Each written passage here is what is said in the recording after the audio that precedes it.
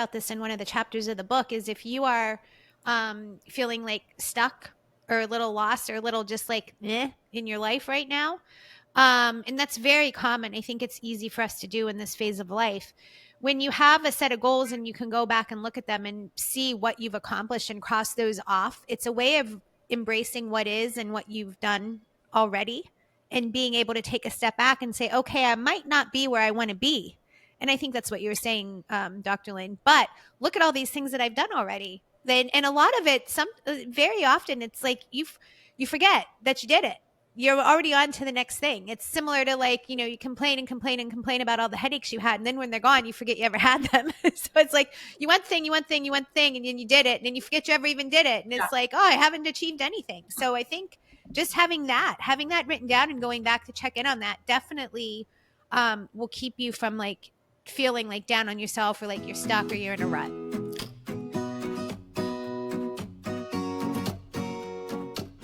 Hello, everybody, and welcome back to another episode of Life After Kids with Doctors Brooke and Lynne. I'm Dr. Brooke. And I'm Dr. Lynne. Hey, ladies, thank you so much for joining us today. Before we jump into another great topic, I just want to remind you that the Life After Kids book is available for pre-order. Rediscover yourself and thrive beyond motherhood. You can go to www.lifeafterkids.com/book, and you can not only pre-order the book there, but right now, you can also get tons of free bonuses from us, including, but not limited to, a 74-page book companion guide with, all kinds of exercises, and questions, and all of the things to help you implement what we talk about. Yeah. So don't hesitate to go there and do that. Remember, it's www.lifeafterkids.com/book. Dr. Lynne, what are we talking about today? All right. Today we're diving into a topic that could be boring, but it's not going to be. It's going to be so exciting because we're going to be talking about creating goals that feel like an invitation to your dream life and not necessarily an obligation. Because I think a lot of times people set goals, and we just talked about this, and it's all about the shoulds. But at this phase of life, the reason we're doing this is because this is going to get us the wants, the desires, the dreams, and action steps and objectives help us to get all the good things too. And that's what we're talking about. And checking in the mid-year, right? So good. I love it. This is your wheelhouse. I mean, well, I don't know if I was ever checking goals before you. Yeah. So just going back, we started doing this like early on in our 20s, and we got it from mentors that were doing it. So, success leaves clues. So we were like, all right, we'll do it too. And I think it's a very masculine exercise. So, and please take that lightly. Like, it's been a few episodes since I brought up gender. So Got to throw it in now. I'm just, honestly, guys, I kid. I just like, it's obviously a very serious topic, but we're keeping it light over here when it comes to gender.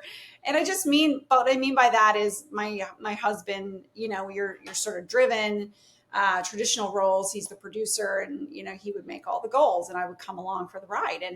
And lo and behold, we did it every year. And I would see in that practice that we would achieve those things because we set that focus into motion, right? We pulled it down from our dream and we put it onto paper. And if you know anything about written goals, is your success rate increases dramatically by just writing something down, not even taking any action afterwards. We're not even getting to that. So we put that into practice years ago. We then there's been times we've incorporated our daughter into it. And once a year, we do this as a couple. I do this individually as well at the beginning of the year. And then in the middle of the year, it's time to check in. It's time to see, all right, the summer is a time of slowdown and of just being a lot of times. But also it can be a great reset for the second half of the year. So looking to see where your wins were, what your learns were, and how you can change and reset that for the next 6 months to finish strong. Yeah, I love it. And for those of you that don't know, we have the Life After Kids Goals framework that is a really great place to start. as Dr. Lynn said, have been doing goals for years and several years. I think I might have even started this kind of framework for it before even we started Life After Kids. And then we are like, we should bring this framework because it will work very well. It's just a good kind of like a roadmap of how to get started, especially if you've never done goals before. And it's got various sections or areas that are important to this phase of life, right? That you kind of want to be working on is not the word I'm looking for because no one doesn't need to feel like work, but maybe facilitating or growing so that you can have a more fulfilling life. And I just went back through mine kind of accidentally because I was on a plane and like to say that I do my best work on a plane, A, because I'm trying to distract myself from everything that I'm thinking about that could go wrong on that plane. But B, like you're kind of stuck there. You can't do anything else anyway. And the Wi-Fi was horrible. So I was like, crap, what am I going to do now? So I happen to carry mine. I have it right here. It's like a mess because I've written all over it. But I keep it in my planner so that I can refer to it if I want to. So I was like, well, it's June. It's halfway through the year. I might as well pull that out and go through all like check it all out and update and see what's happening for the next part of the year and things like that. So it's all fresh in my mind. I want to talk about that. I want to talk about what you discovered. But first, I want to say thank you for talking about the goals framework because I started this out talking about how our process felt very masculine at first, just like Yeah. listing bullet points and like this is how much money we want to make this year, and how much we want to save, and very practical things. Don't get me wrong, but what we've taken and turned into this goals framework is something that I feel is very empowering for women in the sense that it becomes more about what are the feelings that you want to create for your Mm-hmm. day, like what are some successful pillars that we've identified those, and what are some action points under those pillars that are very important to most of us at this phase. And then there's room to write in what is more appropriate, or what you feel is more appropriate for you.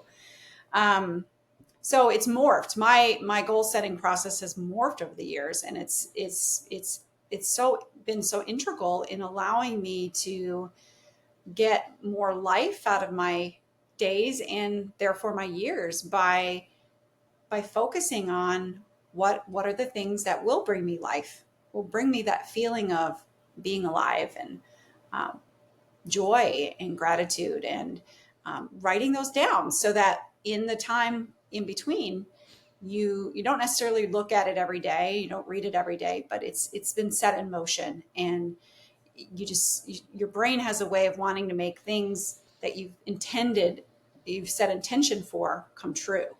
And so you take that very intentional step to write it down, and then watch sort of what happens after you've done that. It's kind of magical. So what did you find, like, so because this can be a scary process, right? Like, Mm. all right, I said this in January, it's now June, I haven't looked at it since then. Like, did I fail? Like, where am I? So as you were unfolding that paper, just share like what your thoughts were going through your brain on that, and what you discovered. Yeah, and typically I do check in like once a quarter, sometimes once a month, but just honestly, I haven't had it's been crazy with book editing and all the things that we've been doing. It's just been a really hectic couple of months. So I set my goals the start of the year, and honestly, I haven't checked back in. And so I was a little bit I felt some trepidation opening that up because I was like, oh, well, how's this going to go? And like, how much work am I going to have for the next half of the year? But that's the beautiful part if you do check in. Like, I always make a point to check in mid-year. And if you've missed the mark, it's a great opportunity because you still have a half a year to hit the things you wanted to do. But when I opened mine up, the first thing I noticed, and there's something to be said for what you just touched on, in that even if you just write those goals down and then you forget about it, which I kind of did, it's somewhere there in your subconscious. I'm reading a book right now that's breaking down like all the parts of the brain and just how your brain works, and subconscious, and then what it takes to bring it to the conscious, and all of these things. So I think there's something to be said for just simply writing it down and it being there somewhere, even if you don't recall it. Because I'm looking at some of these goals, I'm like, oh, I'm checking things off. Like, I did that, I've done that, I did, you know what I mean? And so um I think there's a lot of power in that, just writing it down off the bat, that it lingers in there somewhere. So Yeah. that was good. But So I went through, when I go through each spot, I cross off, which feels good for me, like a doer, like that loves a checklist and a to-do list, when I can check something off that list. So a bunch of these things are already checked off. And then I went through and, I'm like, okay, well, there's a lot here that hasn't been. My first my first skim through is like, after I've checked off the things I've done, is, are these all these things left? Are they still things that I want to do? Because you've taught me that, like, just because you wanted to do it at the start of the year doesn't mean that you still want to, or that you should want to. Life is changing at a rapid pace. And so it's perfectly okay for you to be in a different season 6 months later, or whatever it is. And the worst thing you could do is force yourself to do it just because you said you would, if it's no longer serving you. Because A, you're not going to get enjoyment out of it. And B, the end result is probably not going to be a great one either. So I'll go through then and check off the things that are no longer for me. And then I have what was left. And it's really interesting because you can also, with the way we have our goals framework set up, you can get a gauge because of the different pillars that you mentioned. And maybe this doesn't happen every year, but I'm looking at mine right now and I'm like, whoa, I've spent a lot of time in these areas, but I haven't given a lot of love to these other areas, Yes. And so that, it beyond just even like, these specific goals I have to work on, you can also see kind of the areas of your life that you might be neglecting, Yeah, So, there's a really popular exercise if you're into any sort of personal development. You've probably done this exercise. It's called the Wheel of Life, yeah.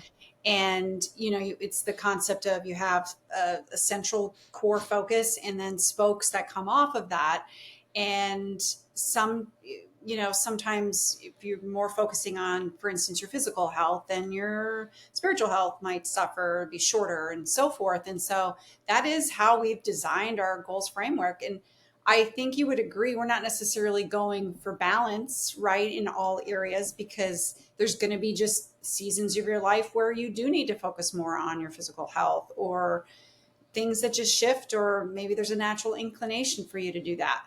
But it's that awareness around, okay, so these areas are important. I've defined them as important, but I haven't given them as much focus. And can I just do 5 degrees more there, Mm-hmm. right? In order to I'm going to resist the use of balance, but in order to drive home those important um, aspects of my life for that pillar as well. Yeah, that's Yeah. really good. So that's the beauty of the mid-year check-in, right? Like, to your point, if you haven't done it, if you missed doing this initial phase of setting these goals, take this mid-year, take the goals framework, and make this your start. And then at 6 months from now, around Christmas time, that will be your mid-year check-in. There's Right. no rules; you get to write them.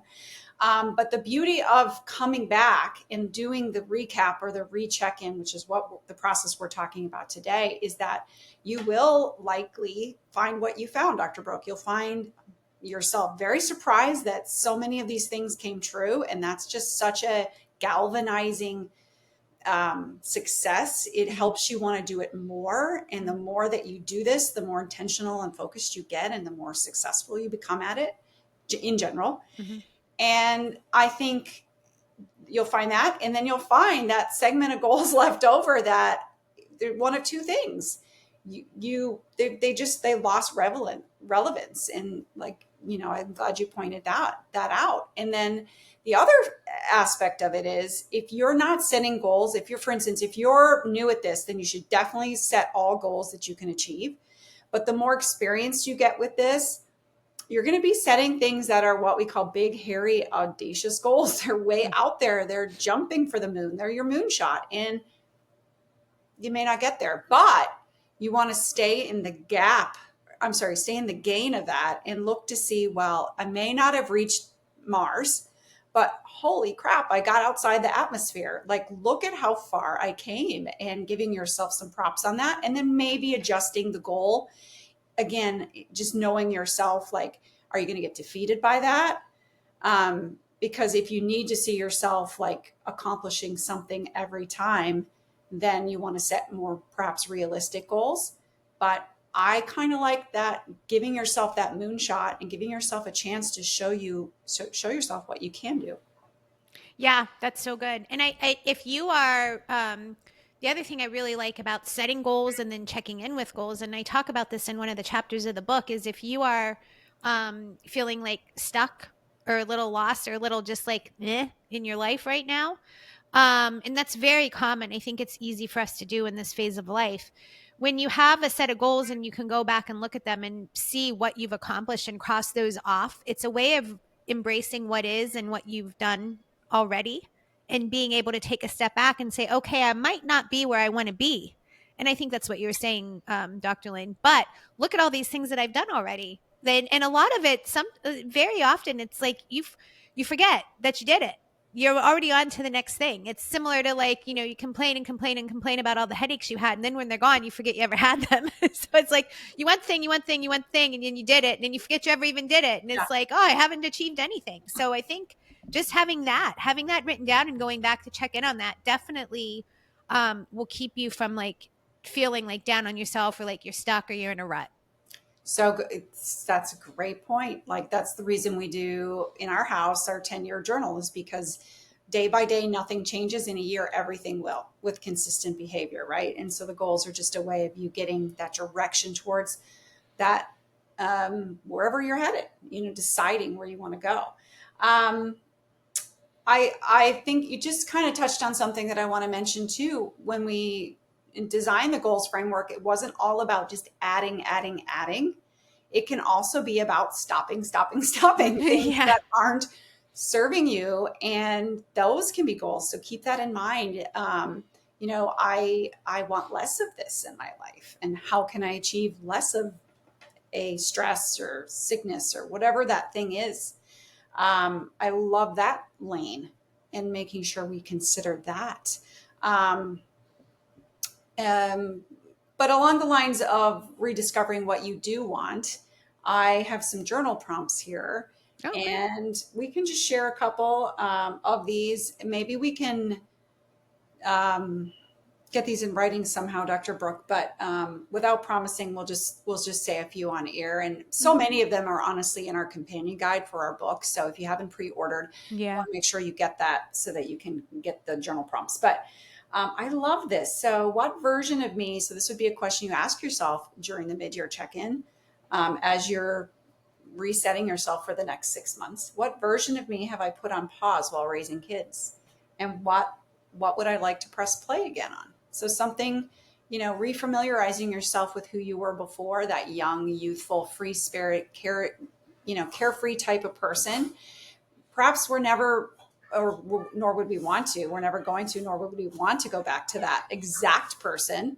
Um, but I love the carefreeness, the youthfulness, I'm craving that in my life, and so that's just a prompt of just kind of going back to who that person was and how can you recreate that. That's a beautiful question. I love that question. We've also talked a lot about feelings, right? So if you could feel one way or two ways or three ways every day for the next year, or feel more of some way, what would that feeling be?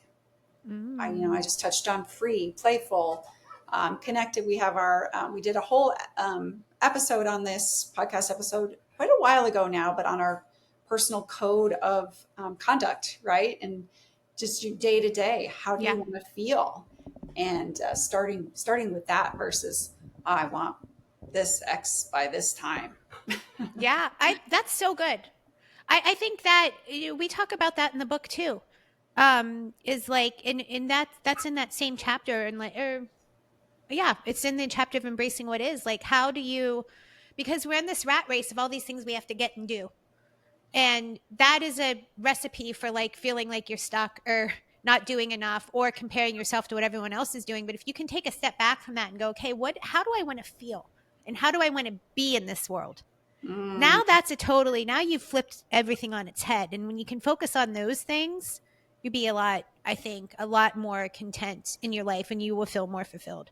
yeah, it's just So that what is the emotion that you're looking for Yeah, more of so right I'm now at this moment I'm in time? playing with this whole thing, and I just think it comes down to the be and do. Like we're human beings, right? But we end up being more like human doings. Yeah. And the whole, and we're going to talk about this in the summer in our next episode about preparing yourself for the in the summer before your child leaves and you're transitioning into that empty nest. But the whole graduation season and all the things, and my daughter dances, so extended into like late June, and it just is a series of things that you're doing. And I feel like as a mom, you're happy to do it, don't get me wrong, but you're being there for your child, for their every need, because you just sense the urgency of them leaving. And I don't mean catering to their whims. I just mean that you make yourself available to them in this season more predominantly, right? Because Mm-hmm. it's just you're feeling that urgency of it's fleeting. So I think I'm playing with this whole thing, and it's summertime, and in the summer I usually go back home, and I think that's a really important um, thing for many of us. And I do recognize that there can be bad feelings that come from going home. But I grew up, not outside in Canada, outside of this country, and going home when I set feet on that land where I grew up, I don't know how to explain it, but it's like a recalibration, and it was a very sort of like, you've been there, so it's like a very kind of wild place, like, and I say that lovingly, like it's like it's very rugged, and it's near the ocean, so it's very tapped into nature, and Mm-hmm. I'm calling it wild. So I'm but wild in a good sense. I'm Yeah. really waxing poetic here, so I'm going to bring it back. But I'm playing with this concept of just being like playful and free and authentic, and being, and how I feel so much more opened up and creative in that space. And it's there's a little bit of wildness in it. It's like a little bit of like, I don't know. It's like attractive to me in a way that is just, it's an exploration. It's like you don't know what's happening, um, but you trust, and you're just going to take a step out, and some fun stuff's going to happen. That's really cool. I it's a I'll see it's where like that a leads me.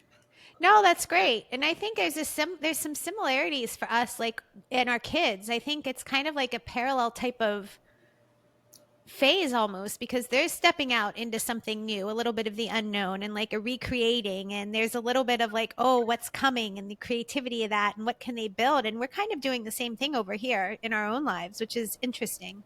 It is Um interesting. yeah. And if we want to get really granular about it, I do think it has to do with my Enneagram type. So I'm a type 1, and that is the perfectionist. And I'm also an achiever as one of my zones of genius, or my strengths. And so it can be very much about doing and completing. And yet, a lot of my other sides of my coin, my healthy side in Enneagram, you go to a 7, right? Which is fun, playful, free spirited.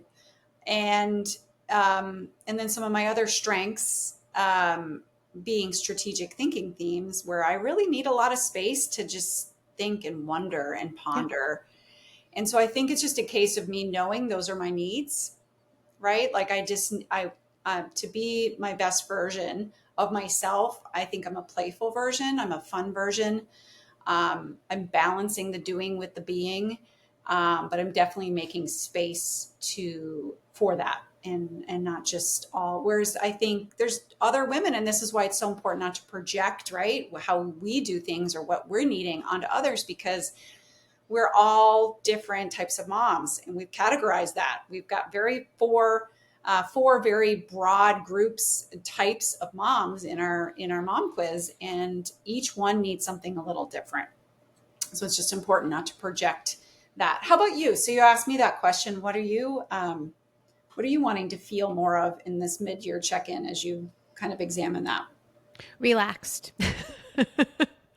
Relaxed. And I would say for some reason, maybe it's because the 4th of July is coming up, freedom. I Mm, just like shedding off of some of the things that aren't serving me. And just, I think, freedom to be more of myself. Um, and to just freedom to feel comfortable in my own skin and let go of um, feeling the need to make sure everyone around me is okay, because that's not my job.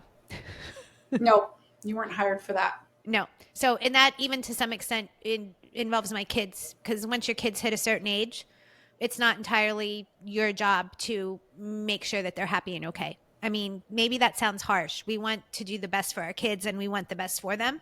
And they also need to get their own crap together. You can't do all things for them. You can't solve it all. Yeah, it's great.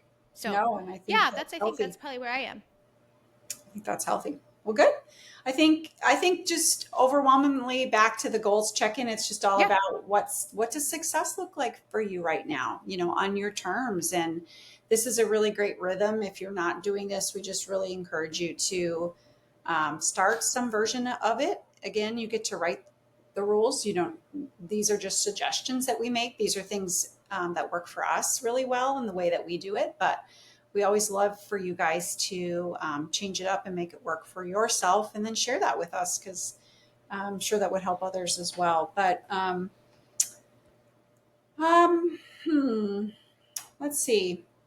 What other tips do you have on goal setting? Yeah. Well, like I said, this is a little bit fresh in my mind because I just went through this. And I think for me, and this may really just be hitting me right now, one of the reasons I like to go back through my goals this time of year, not only because it's mid year, but I kind of like, especially June tends to be still a little bit hectic for us, but I feel like once we hit July, we start to hit a summer stride, and it's not that long anymore because Andrew, and you'll find out too, because Lila, they go back to school like August. I mean, it's early August, so it's kind of, but I feel like I'm starting to hit my stride of like summer kind of unwind a little bit and let go a little bit and get a little more unscheduled. And I feel like by setting down mid-year, like mid to end of June or early June, and going back through my goals again.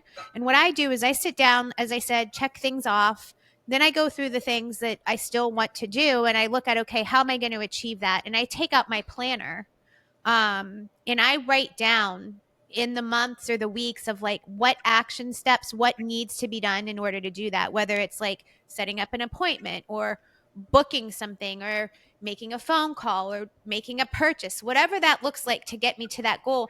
I lay it all out in my planner. And most of that's not even happening like this month of July or even necessarily maybe some in August, but I really start to ramp it back up again in September. So I feel like it allows me the space to check in with everything, put an action plan together, but then let it go a little bit for the summer and not have it weighing on my mind, like not have it there because I've already had it set. And then I know when I come back in September and I'm hitting the ground running again and I have like that last whatever 90, 120 days, whatever it is until the end of the year, I'm already set in place to start putting that in motion. Oh, that's great. That's spoken from a true executor. Like that tip. I think that there's a lot of us that wouldn't take it to that place, and that's very easy. Easy. What you just said is very doable. To be able to and look what it got, what it gains you, what it gives you is it gives you that space and freedom to then let go and know that it's going to be handled in its time, Yeah. right?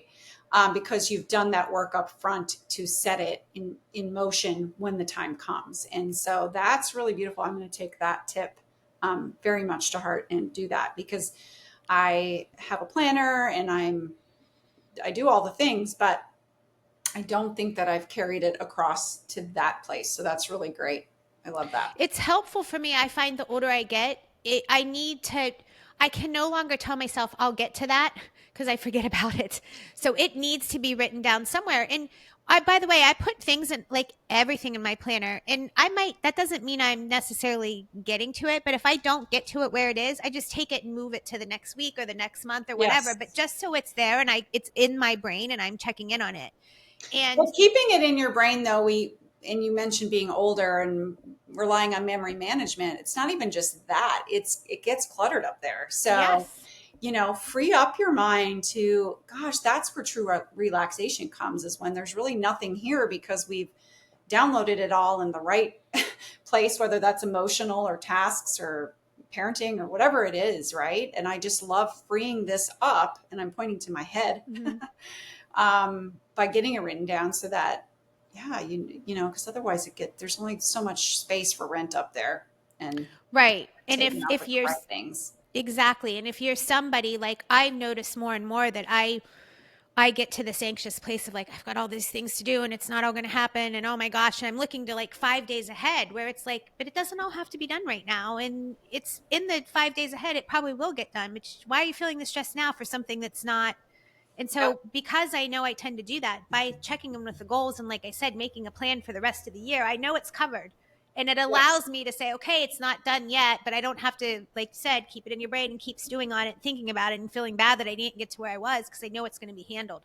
And that gives me, in taking an hour or two to do that, it gives me then the longer term freedom in the summer to just, go off the grid a little bit. Yeah, I mean, that's that proactivity in every phase of life that we are proponents for, because you doing that work up front is uncommon. Not everybody would do that, but we've all just listened to how beneficial that could be, right? Because Mhm. so whether you're an achiever or not, we all have a little bit of that guilt, that is mom guilt, even call it whatever you want. That is just when you sit down to relax, and in those moments, you're like, you've earned them, but yet there's still things swimming in your brain and you can't quite get there. And I think it's steps like that, tips like that are so practical, that can help you get on that other side, where you can have that beautiful dance of like, yes, I can get things done and I can accomplish my dreams, but I can be here in this moment and I can relax, and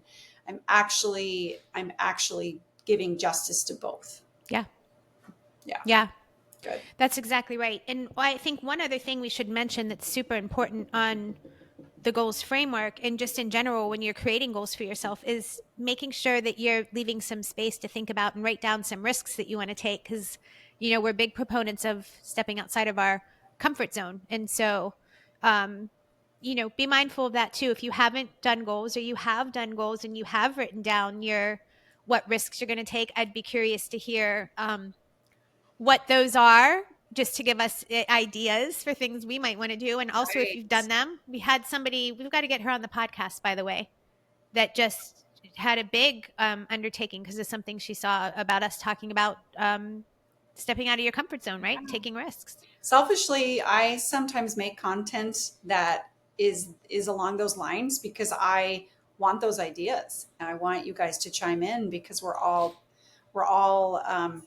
learning from each other on that and on what's possible. So Yeah. yes, we do need to get her on the podcast. That was inspirational for sure.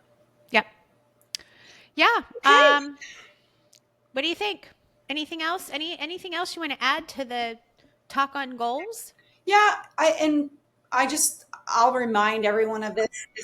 If you're new to this will feel clunky, this Mm, whole goal setting. The goals framework will help. It certainly makes it a lot easier. So please use that, download it. It's free. You can get it from our website, right, Dr. Brooke? I think you already said that, and you'll probably link it in the show notes. yep. But do it anyway. So even if it feels awkward, even if it feels clunky, just take our advice on this one. Just our gentle prodding, to just do it anyway and give yourself the benefit of seeing what is possible, because we're just getting started. And setting some goals can help us to get where we want to be. Yeah, I'm glad you said that because it's not meant to be something that's overwhelming. It's meant to be used as a tool so you don't feel so overwhelmed. I don't know if you said it in this podcast or another one, but it's like we can do anything we want. That's the good news, and the bad news is we can do anything we want. Or like there's so many things we could do. It's a little bit of an open book, and so I think we can get paralyzed in the I don't know which way to turn. So the goals framework really helps that. And by the way, on top of getting the goals framework and downloading it for free, we also have a 3-part video series called Rebuilding Your Life After Kids. And that's available on the website. And you should definitely check this out, especially if we're lighting a spark with you with the goals framework, because one of those 3 videos is Dr. Lynne going step by step through the process of using that goals framework and applying it to your life. And so I think that's a really important piece. You got some great advice here as we're talking, but Dr. Lynne put a lot of love and time and effort into that to help you make the most of that. So that might be something that you're interested in as well. So I will link that also in the show notes so you can find it easily. But if you go to the website, and I think it's under the tab Work With Us, you will find it there as well. Awesome. Yeah. And then keep in mind, if you're checking in now, and if you didn't check in, or you don't have goals, set your goals now and then be prepared. We love to do like the last 90 days, right? In October. And what can you do instead of just shoving it all aside and just coasting your way through to the new year and then feeling like, ugh, when you get there, set yourself up for use it as an opportunity to do some big things and end the year in a bang. So be Yeah, I prepared. mean, it's just a matter of, do you want to be sort of a heat-seeking missile in terms of where you're headed, or do you want to just be carried on the wind? Because, in that case, we know we're not really sure where we're going to end up, and that could be fun for a few minutes, but it's certainly not for our whole life. So this is just this is an intermediary tool to, and a practice that I just know you'll love when you dive in. So. Did you just come up with that on the fly? Do you want to be a heat-seeking missile, or do you want to just be blown in the wind? That was pretty good. That's impressive. So I was snickering over here. If any of you saw me, it's because I was like, "Whoa, did she just pull that?" And I've never heard that before. I don't think you even Really? got that from someone else. Did Oh, you I get think that from that's a someone? strengths term for that focus strength. If you do have Okay, that, well, it was you're really a good. heat-seeking missile. Yeah. Anyway, ladies, thank you so much for joining us today. Make sure you're following us on Instagram, Facebook, TikTok. If you prefer to watch, we're over on YouTube. The website is www.lifeafterkids.com, where you can find all of our resources, including the blog and access to the purpose quiz and the Rebuilding Your Life After Kids 3-part video series. I hope you have a great day and an even better week.